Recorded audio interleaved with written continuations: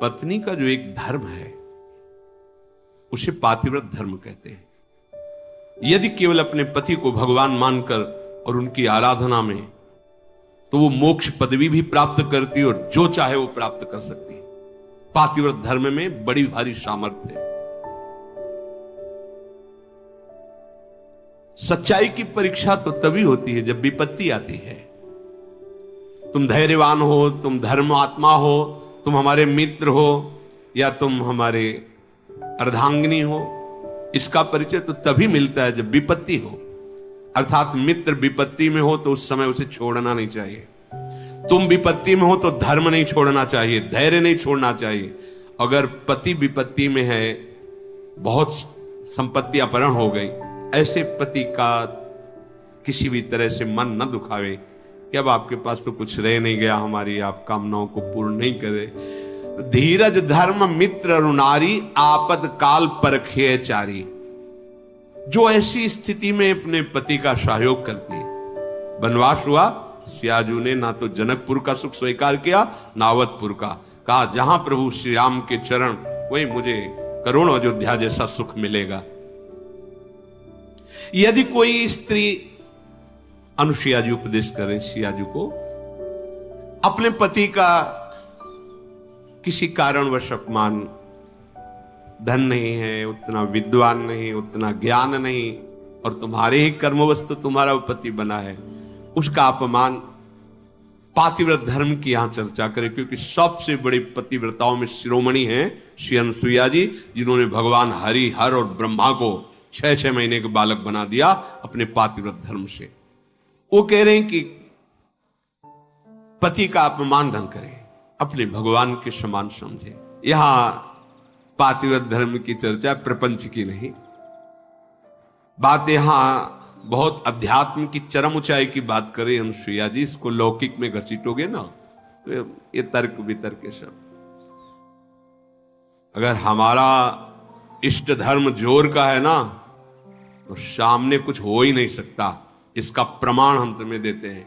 जालंधर राक्षस और वृंदासती परम पवित्र चिदानंद भगवान को पति वरण करने के लिए तपस्या कर रही।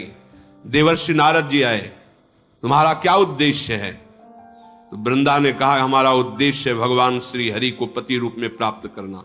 तो उनका पहले तुम्हारे पातिव्रत धर्म की परीक्षा होगी, तुम एक निष्ठ हो कि नहीं, तो आज्ञा कीजिए। उनका जालंधर को पति रूप में स्वीकार करके और पातिव्रत धर्म को आप प्रमाणित कीजिए, नारायण तुम्हें पति रूप में प्राप्त हो जाएंगे।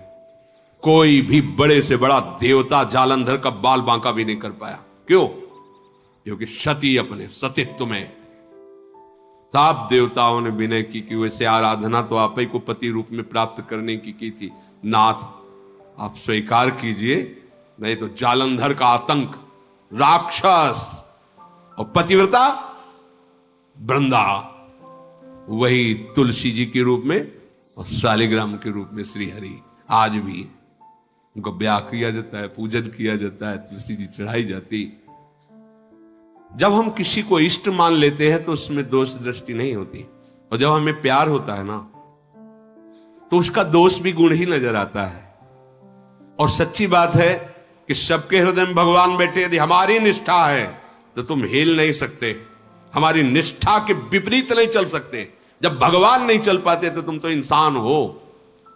ये था माम प्रपद्यन्ते तास्ते, मेरे लाला बनकर घुटने के बल हमारे आंगन में चलो तो अनंत ब्रह्मांडों का पिता घुटनों के बल चल रहा नंद बाबा के आंगन में या महाराज दशरथ जी के आंगन में। मंगल भवन अमंगल हारी, द्रवहुषु दशरथ अजीर बिहारी।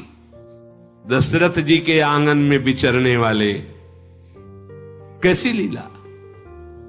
अनंत ब्रह्मांडों का पिता बालक बन करके, जब वो बन सकता है तो तुम्हारे निष्ठा और पातिव्रत धर्म में वैसे ही चलेगा जैसे तुम विचार करोगे, क्योंकि तुम्हारा पातिव्रत धर्म पवित्र। हमारा क्या होता है कि हम दूसरों के तो दोष फटाक से बोल देंगे। बैक में आप दृष्टि घुमाओ अपने ऊपर, तब लगेगा वो तो कम है।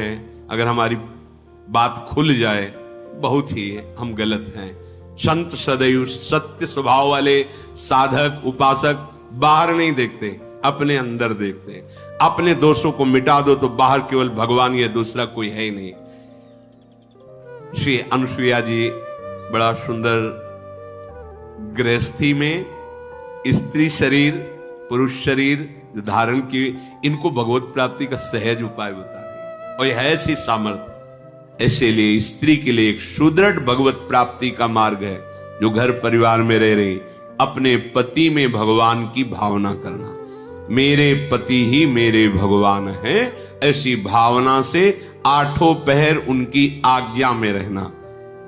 जैसे कोई प्रश्न कर सकता है कि अगर पति ही दुराचारी हो तो शास्त्रों में वर्णन किया गया है कि आप अपने भाव रखिए और फिर विधान जैसा होगा अपने आप दूरी बना दे, क्योंकि आप और आपके पति के बीच में भगवान का भाव है ना, वो संभाल लेंगे, वो आपको बचा लेंगे, वो आपको दूर कर देंगे। ऐसा भी हो सकता है। अलग अलग मायाकृत रूप है और आंतरिक भाव में जाएंगे जब विचार पे, तो आपके ही कर्म का फल भुगताने के लिए ऐसा स्वभाव वाला पति दिया गया है, ऐसी भावना। तो हमारे ही कर्म निश्चित, अपने कर्म के प्रभाव से ही पति का वरण होता है। जैसे हमारे कर्म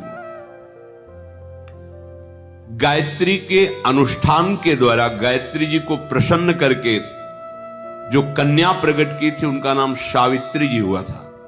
बहुत ही तेजस्विनी राजकुमारी थी। जब वर वरण की बात आई तो उनके पिता ने आदेश किया कि तुम स्वयं घूमो मृत्युलोक में और जो तुम्हें वर पसंद आएगा उसके साथ ब्याह कर देंगे। इतना प्यार करते थे और वो गायत्री जी की कृपा से प्रकट हुई थी, इसलिए उनका नाम सावित्री। बड़ी तेजोमयी कांति, अद्भुत ज्ञान, मंत्री और विशाल सेना साथ राजकुमारी वर वरण के लिए।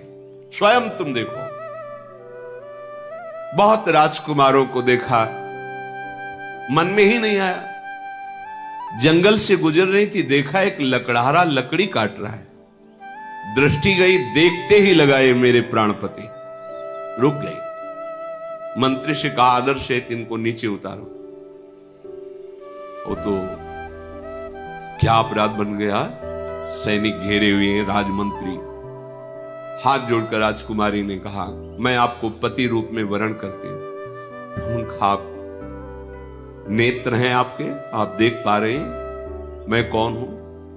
लकड़ी काट के बेचता हूं और अपने माता पिता की सेवा करता हूं। मेरे पास रहने का ठिकाना नहीं, खाने का। तो आपका राज वैभव का प्रभु, मैं राज वैभव को पति नहीं बना रही हूं, आपको पति रूप से वरण।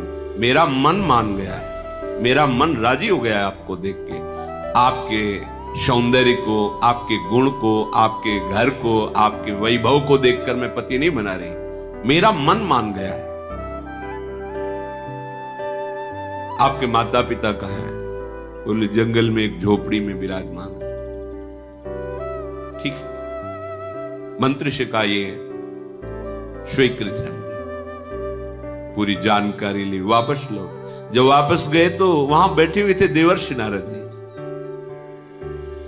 आओ बेटी। राजा ने कहा वर वरण किया? हां। मंत्री ने पूरी बात बताई। देवर्षि नारद जी ने कहा नहीं नहीं नहीं, गलत हो गया। तो बोले आप यही देख के तो कह रहे होंगे ना कि घर नहीं है, संपत्ति नहीं है, तुम राजकुमारी हो, कैसे निर्वाह होगा, ये सब मैं जान रही हूं, नहीं है उनके पास। बोले नहीं, एक बात और है, वो ज्यादा दिन जीवित नहीं रहेंगे, 1 वर्ष में उनकी मृत्यु का योग है, वो मर जाएंगे। बहुत है, ये देखो, निष्ठा देखो, बहुत है 1 वर्ष। अगर मैं 1 दिन भी उनके नाम का सुहाग भरने को पा गई तो आज जीवन निर्वाह कर जाऊंगी उनके लिए। कैसा हमारा देश यति और सतियों का देश है। जैसे एक सन्यासी सर्वत्यागी, ऐसे साफ सुख की भावना केवल अपने पति में निहित करके भगवान को रिझा लिया। ये वो पातिव्रत धर्म है। अब सब भगत ही थोड़ी होते हैं, सब धर्म से ही थोड़ी चलते हैं। नारद जी बहुत प्रसन्न हुए। उन्होंने कहा एक बार जिसका वरण कर लिया बस। जैसे मां भगवती पार्वती जी ने सप्त ऋषियों को जवाब दिया था, कोटि जन्म लग रगर हमारी, बरौ शंभु न तरहो कुमारी। तुम एक बार की बात कहते हो, करोड़ों बार जन्म लूंगी और तपस्या करूंगी, और वर के रूप में वरण करूंगी तो महादेव को ही वरण करूंगी। माना महादेव अवगुण भवन, विष्णु सकल गुण खाद, जेहि कर मन जेहि सम रमे, ते ही संत। मान गए आपकी बात पर, मेरा मन रम गया है शिव में, करोड़ बार जन्म लूंगी लेकिन महादेव को ही वरण करूं। ये सावित्री जी का ब्याह हुआ, पिता ने अपार वैभव, वही अकेले थे, बिल्कुल एक भी सुख नहीं लिया। नहीं, मेरे पतिदेव के ही सुख में सुखी रहूंगी, आपका कुछ भी दहेज, कोई भी एक वस्तु स्वीकार नहीं करूंगी। बहुत सत्यवान जी प्रसन्न हुए, उनका नाम सत्यवान, और कहा प्रिय, पता नहीं किस पुण्य और सौभाग्य से तुम्हारी जैसी हमें पत्नी मिली। वैसे मैं भी एक राजकुमार हूं, मेरे राज्य का अपहरण कर लिया गया बैरी राजाओं ने। मेरे माता पिता वयोवृद्ध थे, उनको लेकर मैं जंगल भाग आया हूं और वास कर रहा हूं।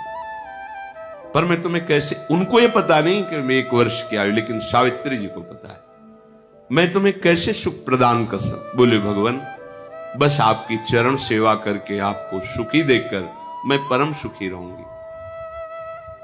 सुबह वो लकड़ी काटने के लिए चले, वो साथ चली, उनका नहीं, हमारे माता पिता की सेवा में रहो, जो आज्ञा। और वो जिस दिन से ब्याह हुआ था उस दिन से तिथि गिनना प्रारंभ कर दिए। धीरे धीरे जब कुछ महीने व्यतीत हुए, उन्होंने अन्न छोड़ दिया। सत्यवान ने पूछा क्यों? बोले हमारी कुछ मन में ऐसी कामना है कि मैं नियम पूर्वक रहूं। कुछ समय व्यतीत हुआ, जल छोड़ दिया, वायु पी करके केवल मंत्र जाप करते हुए कि पति का शरीर छूटा, मैं अपना शरीर रखूंगी नहीं, छोड़ दूंगी। और जब वो तिथि आई, उनका आज भगवान मेरी इच्छा है कि आपके साथ में वन में चलूं। नहीं माता पिता, आज तक आज्ञा मानी, केवल एक दिन, आज केवल, फिर जैसी आपकी आज्ञा होगी, पर आज आपकी आज्ञा उल्लंघन करूंगी और आपके साथ चलूं। उनको पता था आज आखिरी दिन है, सत्यवान को पता नहीं था। गए, चलो तुमने पहली इच्छा प्रकट की है, अभी तक कोई इच्छा ही नहीं प्रकट की थी, और वो भी इच्छा अपने पति के अंतिम दर्शन और वही प्राण त्यागना, निश्चय इनका यही था। लकड़ी काटने लगे, बोले सावित्री ऐसा लग रहा है मेरा सर फट रहा है। बोले भगवान नीचे आ जाइए, समझ गए, आप लेटिए। सर को अपनी गोद पे रखा, मंत्र चल रहा है, शांत, देखते कौन आता है और मेरे पति का स्पर्श करता है। ब्रह्मचारिणी पातिव्रत धर्म से युक्त गायत्री के अनुष्ठान से प्रकट हुई और मंत्र चल रहा है। यमदूतों की तो सामर्थ्य नहीं, साक्षात धर्मराज है, यमराज रूप में नहीं, धर्मराज के रूप में। उनके 2 रूप हैं, पापियों के लिए ये भयानक यम रूप, जो यमदूत पहुंचते हैं, महान दंड देते हैं, लेकिन जो धर्मात्मा पुरुष होते हैं, जिनसे पाप और धर्म दोनों, फिर वो उनके लिए थोड़ी सुविधा होती है। और जो धर्मात्मा पुरुष होते हैं वहां साक्षात धर्मराज पहुंचते हैं, लेकिन जहां भक्त होते हैं वहां भगवत पार्षद पहुंचते हैं, ऐसे नहीं। और यहां तो भगवत पार्षदों का भी प्रवेश नहीं। श्री जी की सखियां जो अत्यंत करुणामयी, देखा सामने धर्मराज, मंत्र का प्रभाव, मूर्तिमान धर्मराज सामने। उनका बेटी तुम्हें धैर्य धारण करना होगा, वो मूर्छित हो गए सत्यवान। उनके आते ही प्रक्रिया है प्राण घसीटने की, मूर्छा गए। तो उनका भगवान ये मेरे पति हैं, आप प्राण ले लो और देह की रक्षा करो, ऐसा कैसे हो सकता है? ये हमारे प्राण हैं। तो उनका समय तो पूरा हो गया, मैं तुम्हारे पति को सूक्ष्म शरीर में यातना देह में लेकर अब जा रहा हूं। बोले आप अपना काम कीजिए और मैं अपने धर्म का निर्वाह करूंगी। खींचा सूक्ष्म प्राणों को, बंधन से बांधा यमपाश से, चल पड़े। सावित्री जी मंत्र बल से पीछे चल पड़ी। कंकन किंकिनी की झनकार तो पीछे मुड़ के, उनका बेटी असंभव है, मृत्यु होने के बाद जीव को अपने कर्मों का फल भोगना ही पड़ता है, वो किसी का साथ निर्वाह नहीं कर सकता। तुम वापस चली जाओ।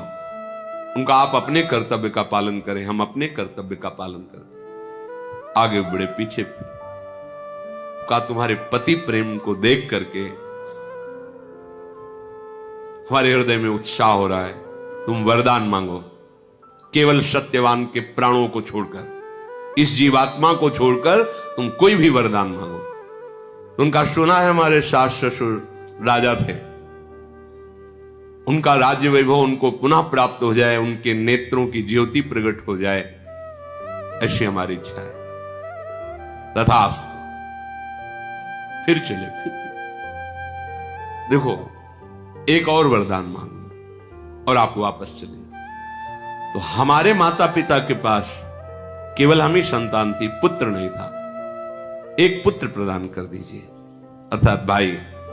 तथास्तु। फिर देखो बेटी, हम तुम्हें बार बार कह रहे हैं, यहां से आगे की यात्रा सूक्ष्म देह से होती है, स्थूल शरीर से नहीं। तुम अपने पातिव्रत धर्म से युक्त हो, इसलिए मुझे देख पा रहे हो, मेरे साथ चल रहे हो, पर अब उचित नहीं है। एक और वरदान मांग लो। तो अब मुझे भी एक पुत्र चाहिए। उनका तथास्तु। बोले रुक जाओ, मैं एक पतिव्रता हूं और बिना पति के संतान कैसे हो सकती? धर्मराज जी फंस गए, पतिव्रता के वचन में धर्मराज जी फंस गए, सत्यवान को छोड़ना पड़ा।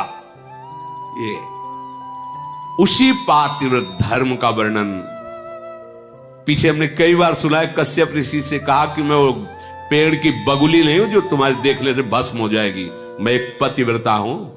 पातिव्रत धर्म